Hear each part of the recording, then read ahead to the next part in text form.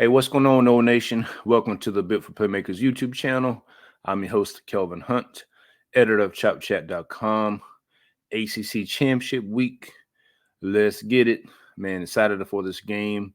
Man, it has been cold as I don't know what here in North Carolina this week. It was a high of like 49 today. It was like 19 degrees this morning. Looked at the weather. So if you plan to come to the game from Florida, it's going to be forecast is calling for some rain on Saturday. Going to be warmer than it is here right now. Should be like upper 50s Saturday night, but they are calling for some rain, showers, whatnot. Could be a little cooler. That 50 could be that 50 upper 50s could be a little bit cooler than what you may think. So if you plan to come to the game, just come prepared just in case. Dress accordingly. But in this particular video, we're going to take a look at the Louisville matchup.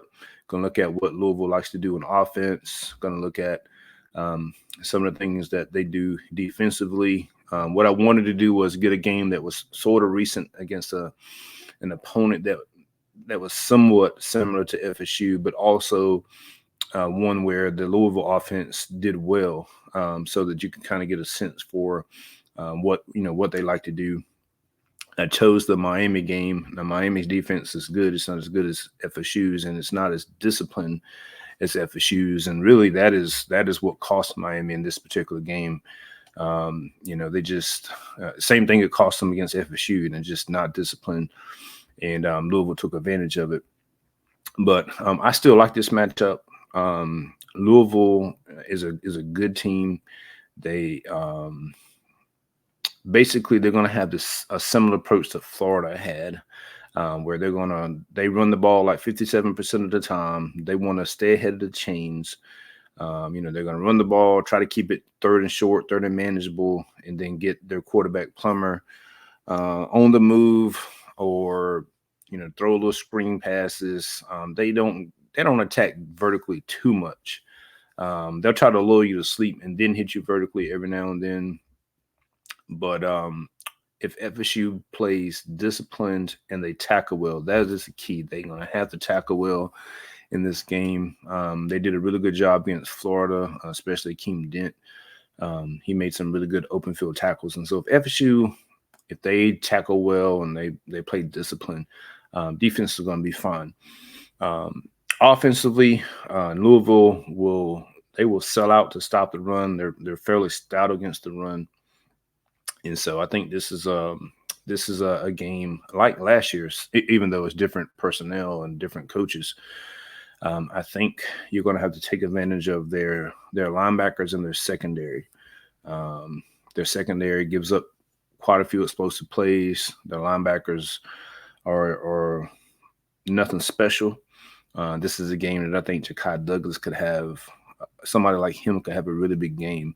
To get their linebackers in space and conflict and do some damage there. But the key to it is FSU is going to they're going to have to be able to at least run the ball somewhat, or keep them honest, or at least go to RPOs, or they could use some short passes to the backs out of the backfield as an extension of the running game. I wouldn't be surprised to see that, because we didn't really see that much at all last week. And I think Louisville's linebackers are vulnerable there. So without further ado, again, you guys have been rocking with me. Appreciate the support, liking all the videos. If you could go ahead and like this one, and we're going to go ahead and get into it. We're going to look at Louisville's offense first. And if you just bear with me, and I'm going to get this first slide going. All right. So this is against Miami. And so they do a lot of eye candy stuff. So here's a little kind of like an RPO. Keep in mind too, it's 2nd and 8. So they ran the ball for 2 yards on this play, and they are really trying to just get this to third and manageable. If not, the first down right there. And they, Miami knows that Louisville likes to run the ball. So, this little fake handoff RPO. You're going to see Miami's linebackers react, and they're going to hit this little guy right here, tight end. And they like to go to the tight end. You'll see this quite a few times in different variations. All right, so you got that. And this one, again, a lot of eye candy. They're going to send this guy in motion. Then it's going to be an RPO off of that. So they're going to send this guy right here in motion. And it's going to be an RPO. And then this guy right here is going to follow behind him. So linebackers are going to have to really, really pay attention to what's happening here. Let's watch it. So he's in motion. Fake handoff. Boom. Look, there's nobody over there. So he's in motion. RPO. This guy right here. Watch him leak out. You see the linebackers are already coming up because of that guy's in motion and the RPO here. Linebackers come up aggressively. This guy leaks out. And these guys got to go with this guy here. Big gain. 15-yard gain. So that's something that Brom, Louisville's coach, likes to do quite a bit. This is another RPO this is going to go to the tight end. I mentioned the tight end earlier. So again, this is all predicated on Louisville being able to run the ball. FSU has to stop the run. They have to they shut Florida's offense down there in the second quarter for the most part and thereafter. But they cannot allow Louisville to have the success that Florida had in their first quarter, where they just held the ball forever. They kept it third and manageable, and then allow a little short pass on 3rd and 4 for a 5-yard completion and things like that. So here Miami knows that Louisville likes to run the ball. They're going to sell out here. You see those linebackers? Those linebackers just ran up. Look, all this open space right here. This tight end is going to leak right out there. Touchdown. I mean, that's easy. It's too easy. Now, again, FSU's defense is much more disciplined than Miami, in my opinion. And so they may hit a couple of these early, but I think once FSU kind of looks at the formations and kind of understands what they're trying to do, they should be fine. Yep. So you got that. Now, Louisville's quarterback is no Jaden Daniels. He's ran the ball 78 times this year for like less than 100 yards, but they will run him enough just to keep you honest, which is something that we've been asking FSU QBs to do all year. Jordan Travis, when he wouldn't pull the read option. Tate Rodemaker had an opportunity a couple times other night to do it and didn't really do it. So here is just another variation off their run game. So it's 1st and 10. So keep in mind, 1st and 10, they are, they're approaching the red zone. So they're just looking for success on 1st down here. See, and it's not anything really clear, but he just keeps it. See here, now he's got a lane. He actually probably, if he'd have took this lane, he probably may have gotten more yardage. Just depends on if this guy gets this block or not. It looks like he may not get this block. That's why he cut it back, I think. Yeah.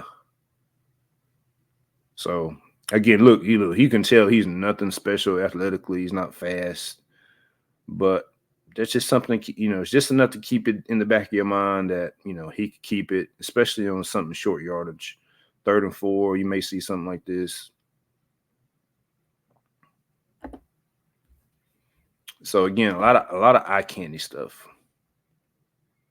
here. So Miami's, they're fairly stout against the run.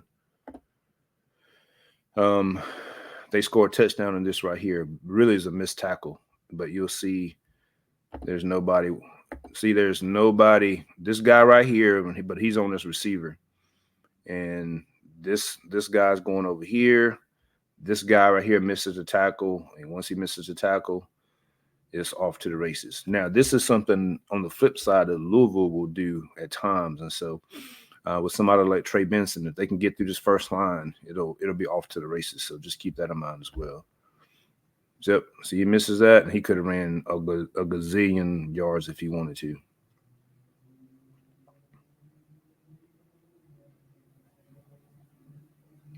Yeah. And that's not, like I said, that's not something you see FSU do a ton of. So I wouldn't expect that to be an issue for the Noles. Usually when they give up a big run like that, it's a linebacker just failing to fill the right gap or guessing and things of that nature, or a safety coming down like Kevin Knowles early in the year and then missing a tackle or failing to fill the gap. Actually, you may not have seen that because I didn't even share that. So here we go. This is the play. My bad. Yeah. So this guy there misses the tackle, 31. This guy right here misses the tackle. Yeah.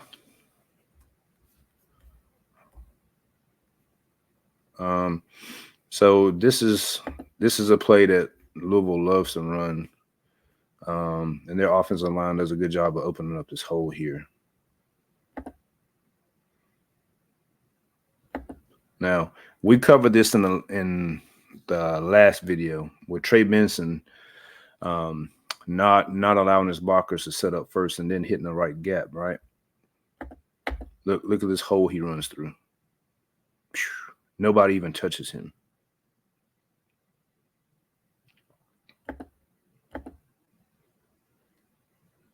So the guy that makes this play is this guy right here. This guy right here. He gets 31 out of there. It's a nice run. So that's something they'll look to go to on first down. Again, it's first down, and they're going to run the ball quite a bit. All right. So this one, again, this is some more eye candy stuff.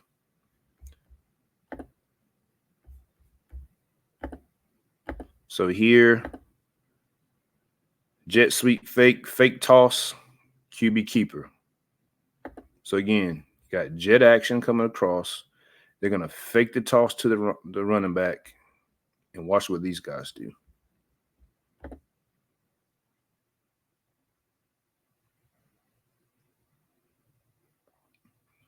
So a lot of eye candy there.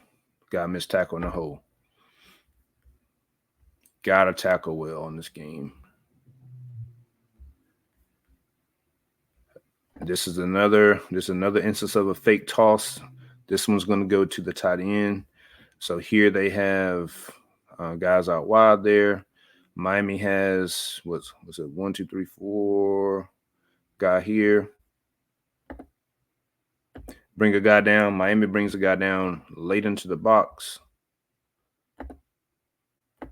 Look, this guy right here, he flies to him. He sees the same thing. Oh, look, too late. Who's leaking out? This guy right here. This is a tight end. So again, they're going to fake the pitch to this guy. These two guys right here are completely fooled, and they don't realize this guy here is leaking out. So just more eye candy stuff. All right, so this is something to keep in mind as well. I mentioned Louisville was stout against the run. Now, Miami, obviously they think they have a really good offensive line, and it's not bad. And they tried to run it down FSU's throat. And here is 3rd and 3. Louisville knows that Miami, wants to run the ball and be physical. And you see they are pretty much selling out to stop this run right here. And we've seen FSU. Mike Novell loves to run it on third and short, up the middle like this, and this is usually the same result. Stop for no gain. So this is something that FSU just cannot do Saturday night. And when it's 3rd and 3 like this, if they run this right here, it's just 9 times out of 10, it's just not going to go. Louisville's going to sell out to stop this play. You're going to have to get guys, on the perimeter somehow. Maybe a short little screen pass or a pass to the running backs, because these guys are coming hard, and they don't want you to get this first down via the run. So hopefully we don't see that Saturday night. Now, I mentioned that Louisville's linebackers and secondary are suspect. So here's first down. This is a great opportunity for FSU to do some damage. Matter of fact, the first play of the third quarter in last year's game, this is pretty much what they did. They sent Johnny Wilson on a post route, and Tate Rodemaker hit Johnny way downfield for like a 50-yard gain. And this is going to be similar to what Miami does here.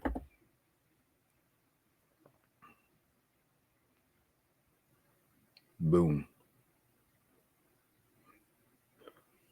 Yeah, Louisville's secondary is susceptible. They're giving up 97 pass plays of 10 yards or more, which is ranked pretty bad. It's not the worst, but it's not great either. Yeah, it's a nice play. But we've seen Tate hit that throw, so something to think about there. Again, this is an opportunity. This is 3rd and 5, and Miami looks like this is a mesh play. So basically, they have these guys crossing here, and you see Louisville's linebackers. They don't even come that close, and Louisville's linebackers are lost. And so this goes for a touchdown, I think it is. Yeah. So see these two guys right here? Look, the linebackers is completely lost. Catches that. Easy touchdown. So when I say Ja'Kai Douglas can feast, somebody like Ja'Kai can feast, this is the sort of stuff I'm talking about here. Their linebackers cannot cover him in space. Also the same for the FSU running backs. Toafili can have a big day in the passing game. Benson can have a big day in the passing game if they decide to use this approach as an extension of the running game.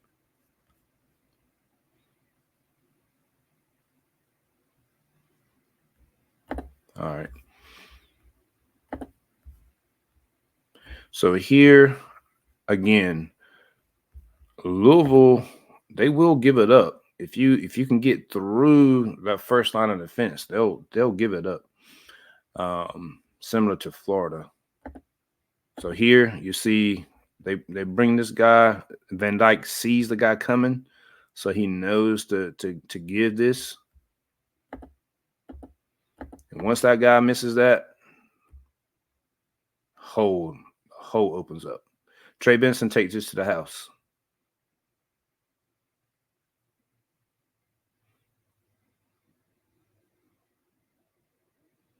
Like with ease. Like they won't even be close. They won't be in a position to him. So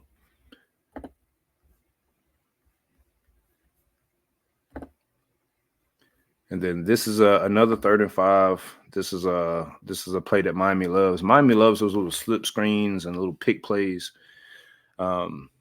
This is a play where they hit the running back out of the backfield for a big gain. You'll see up here, these guys are basically run a natural little pick, I think on this linebacker here, to free up the running back coming out. Yeah, so here, you see he kind of runs into him, and he's wide open.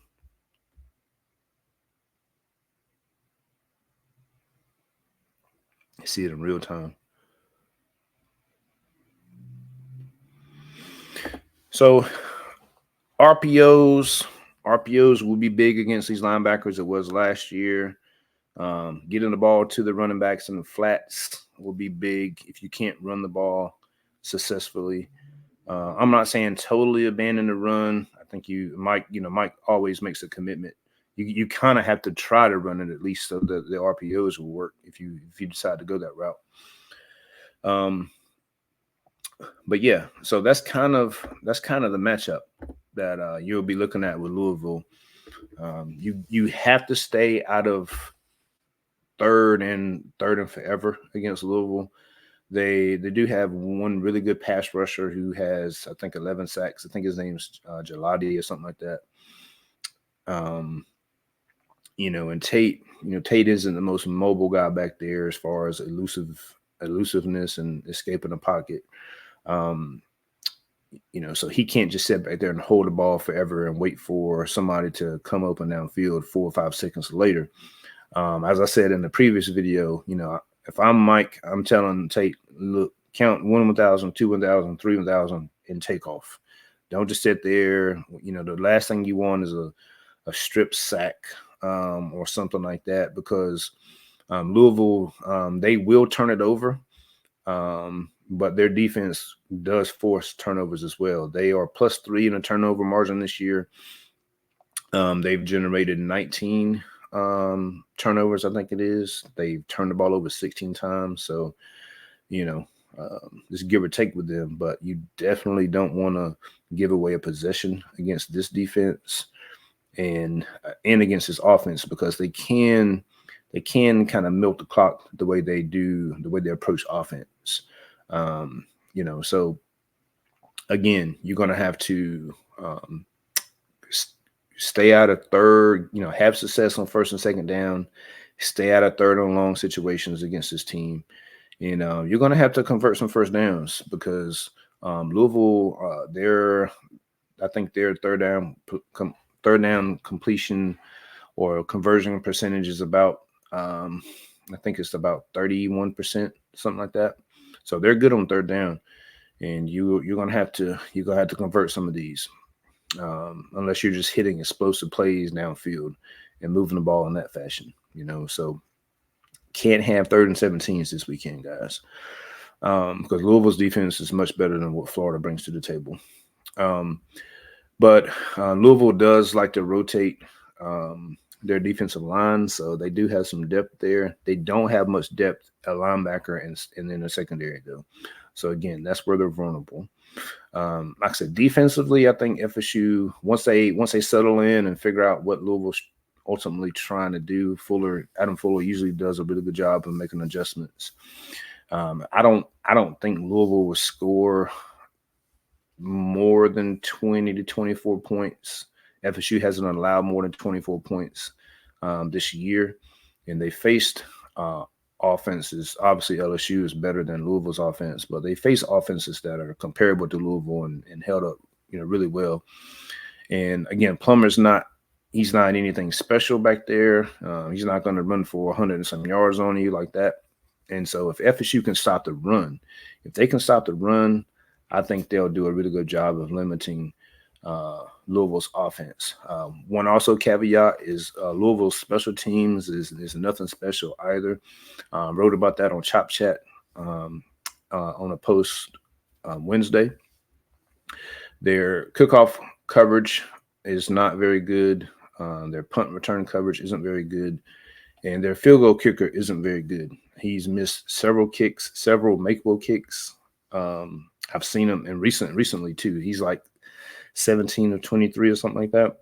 So if you can hold them to field goals the way you did Florida, there's no guarantee that he's gonna make them. And if he misses the first one, I've seen him miss the first one in the game and miss 1 or 2 more in games. So keep that in mind in your back pocket. So I wouldn't be surprised to see a special teams play from FSU, Keon Coleman, Deuce, on kickoffs. I wouldn't be surprised to see a big play in that regard.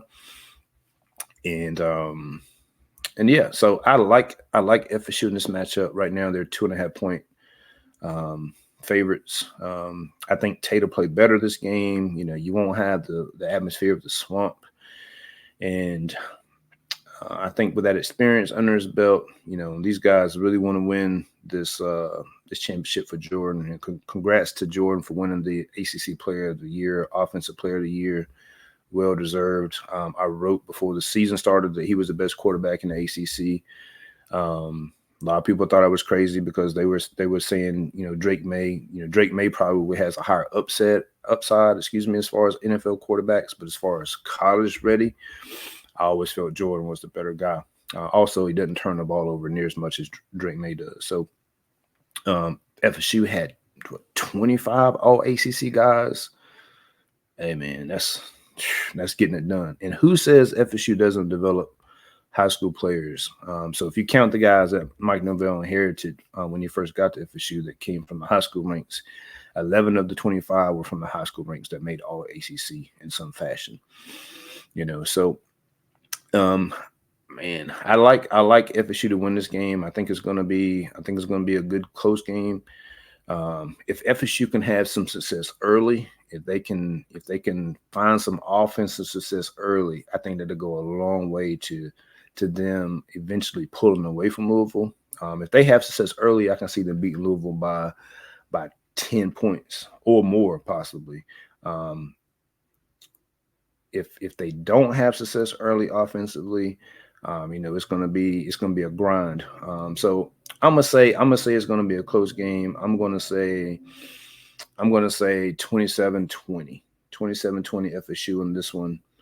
Cover the spread and then make all the haters mad because FSU will be going to the college football playoffs for the first time since 2014. So there you have it. Again, appreciate the support and looking forward to this game, man. Again, if you're coming up to the game in Charlotte, have a safe trip. Enjoy the game. Stay dry as you can. And until next time, go Noles.